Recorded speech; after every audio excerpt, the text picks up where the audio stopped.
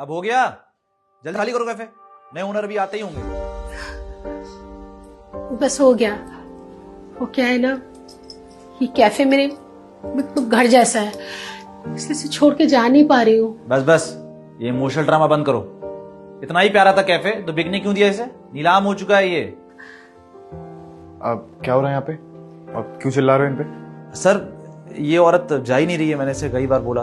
मैं अभी इसको निकालता हूँ। तुम्हें समझ में नहीं आ रहा? निकलो यहाँ से, चलो। अब तुम रुको, चाबी मैं ले लूंगा इनसे, तुम जाओ अपना काम करो। बट सर मैंने बोला ना जाने के लिए।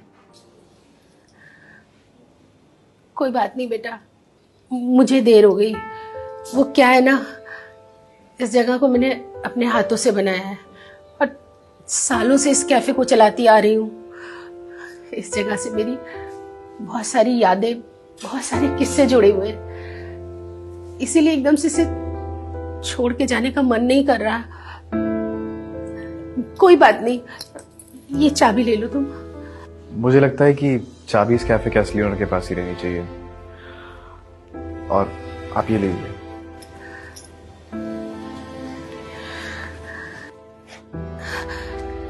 ये शायद टाइपिंग मिस्टेक हो गई है, यहाँ ओनर की जगह मेरा नाम लिखा है। कोई टाइपिंग मिस्टेक नहीं है, ये कैफे आज भी आप ही का ही है। मैंने ये कैफे खरीद तो लिया, लेकिन उसके बाद मुझे समझ में आया कि इसको आपसे बेहतर कोई नहीं चला सकता है, तो ये कैफे आप ही संभालिए। पर मुझे कुछ समझ में नहीं आ रहा। आप वो सब मत सोचिए, आप बस इस कैफे को संभालिए, मैं चलता हूँ।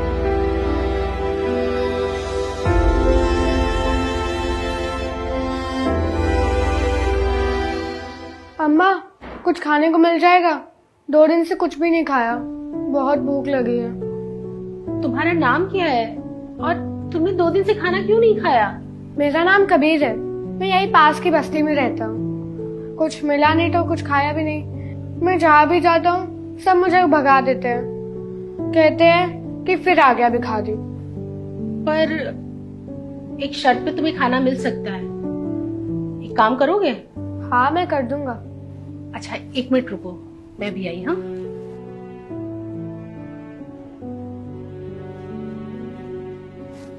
सुनो,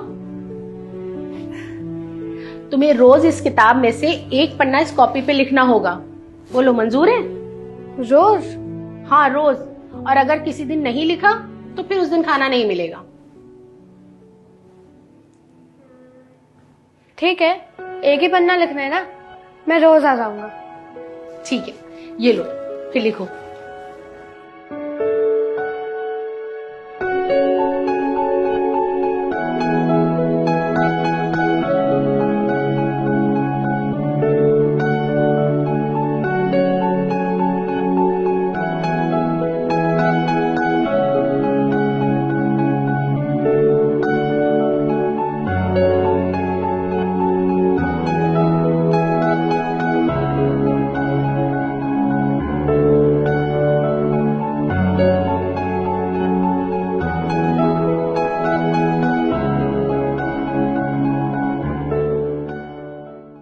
अम्मा, अब तो मैं जा रहा हूँ, अब किससे लिखवाओगी अपनी किताब?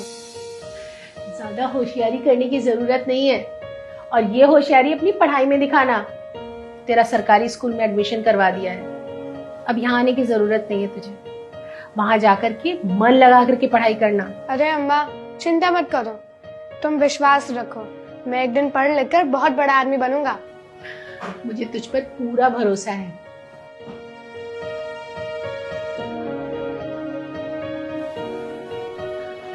कबीर,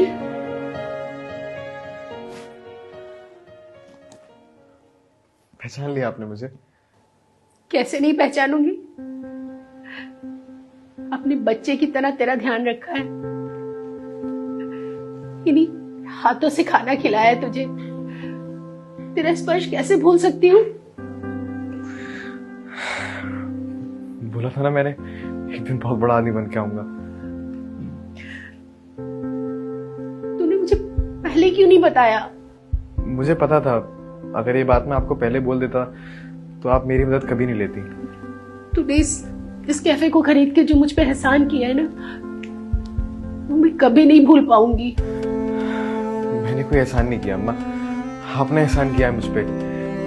एक बच्चा जो दर दर की ठोकरें खाता था, जिसके पास खाने तक के पैसे नहीं थे, हर कोई भिखारी बोल के भगा देता था, उसको आपने अपने साथ रखा। सिर्फ खाना ही नहीं दिया बल्कि पढ़ना लिखना भी सिखाया।